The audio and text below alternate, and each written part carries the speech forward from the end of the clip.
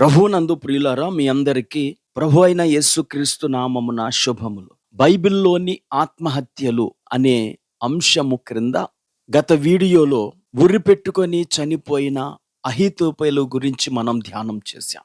నేటి వీడియోలో తాను ఉన్న నివాసానికి నిప్పు అంటించుకొని తన పరివారముతో సహా చనిపోయిన ఒక రాజును గురించి నేను మీతో చెప్పబోతున్నాను. బైబిల్లో మొత్తము 7 ఆత్మహత్యలు చేసుకున్నట్టుగా లేఖనాలు తెలియచేస్తూ ఉన్నాయి. ఈ 7 సందర్భాలు మనకు 7 ఆధ్యాత్మిక సూత్రాలను నేర్పిస్తూ ఉన్నాయి. నేటి వీడియోలో ఒక రాజు ఆత్మహత్య చేసుకున్నాడు. అతడు పిరికివాడై పోరాడలేక ఆత్మహత్య చేసుకున్నాడు. ఆత్మహత్య అనేది ఒక పిరికి చర్య. సరే, ఇంతకీ ఆ రాజు ఎవరు అంటే, ఇశ్రాయేలీలను పరిపాలించిన రాజులలో 5వ రాజు జిమ్రీ.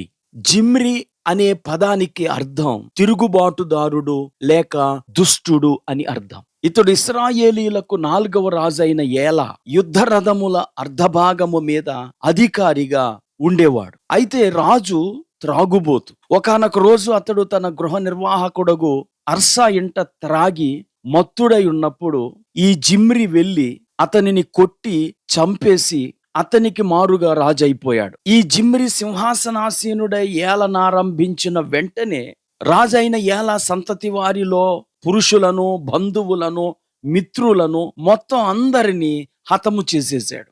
ఇలాగూ హత్యా రాజకీయాలతో పరిపాలన ప్రారంభించిన ఈ జిమ్రీ ఎన్ని సంవత్సరాలు పరిపాలించాడు అనుకుంటున్నారు?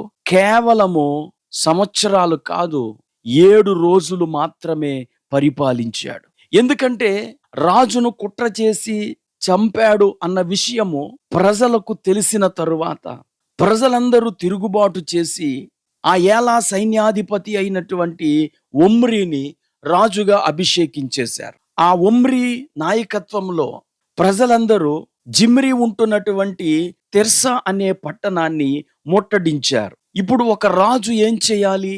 తానున్న పట్టణము పట్టుబడేనని జిమ్రీ తెలుసుకొని బయటికి వచ్చి ఒమ్రీతో పోరాడాలి, లేక సర్ది చెప్పి లొంగిపోవాలి. కానీ ఇతడు ఏం చేశాడంటే, మొదటి రాజుల గ్రంథం 16వ అధ్యాయం 18వ వచనంలో పట్టణము పట్టుబడినని జిమ్రీ తెలుసుకొని తాను రాజనగరునందు చొచ్చి తనతో కూడా రాజనగరును తగలబెట్టుకొని చనిపోయెను.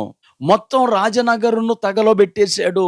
ఆ రాజనగరంలోని పరివారమందరూ ఈ జిమ్రీతో పాటు కాలి బూడిదైపోయారు. ప్రియులరా, హత్యలు చేసి సంపాదించిన అధికారమును ఇతడు అల్పకాలమే అనుభవించాడు. ఈ లోకములో కూడా ఎవరైనా మోసము చేసి సంపాదించిన అధికారము గాని డబ్బు గాని కొద్ది కాలమే వారు వాడుకోగలరు. యోబు గ్రంథం 20వ అధ్యాయం 18వ వచనంలో బైబిల్ గ్రంథం ఇలాగూ తెలియచేస్తుంది: దేని కొరకు వారు ప్రయాసపడి సంపాదించి ఉండిరో దానిని వారు అనుభవింపక మరలా అప్పగించెదరు.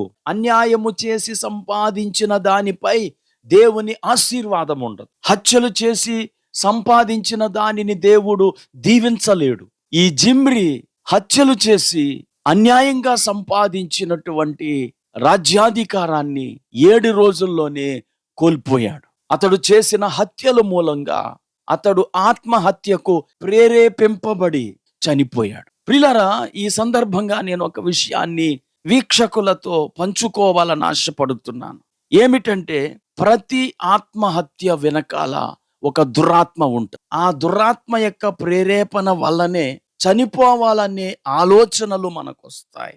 అలాంటి ఆలోచనలు కలిగిన వారు దేవునితో సహవాసము చేయుట ద్వారా, ప్రార్థించుట ద్వారా ఆ ఆలోచనల నుండి విడిపింపబడగలరు. జిమ్రీ యొక్క ఆత్మహత్య ద్వారా మనము ఏమి తెలుసుకుంటున్నామంటే, ఆత్మహత్య అనేది పిరికి చర్య. నిలబడి పోరాడాలి. పర్యవసానాలు ఎలాగున్నా సరే మనము మన జీవిత పోరాటాన్ని ఆపకూడదు అని మనకు తెలుస్తోంది. కనుక ఈ వర్తమానం వింటున్న నా ప్రియ స్నేహితుడా, సోదరి, నీ జీవితంలో కష్టాలు ఉండొచ్చు, ఆర్థిక ఇబ్బందులు ఉండొచ్చు, కుటుంబ సభ్యులతో, ఇరుగు పొరుగు వారితో పోరాటాలు ఉండొచ్చు. చివరి వరకు పోరాడు. పిరికి వాడవై వెన్ను చూపి నీ జీవితాన్ని అర్ధాంతరంగా ముగించుకోవద్దు. నీవు నిలబడి పోరాడినప్పుడు దేవుడు తప్పక నీకు సహాయం చేస్తాడు. ప్రార్థన చేసుకుందాం. కృపా కనికరం కలిగిన మా తండ్రి, నీకు వందనాలు. ఈరోజు ఆత్మహత్యలు చేసుకునే వారి కొరకై మరొకసారి ప్రార్థన చేయటానికి నాకు ఇచ్చిన అవకాశం బట్టి వందనాలు. ఈ మాటలు వింటూ ఎవరైతే ఆత్మహత్య ఆలోచనల చేత బాధపడుతున్నారో ఇప్పుడే వారి యొక్క మనస్సుల్లో నుండి అట్టి ఆలోచనలను తొలగించి నెమ్మది, ప్రశాంతత వారికి దయచేయమని యేసుక్రీస్తు నామములో ప్రార్థించి వేడుకుంటున్నాం తండ్రి. ఆమేన్.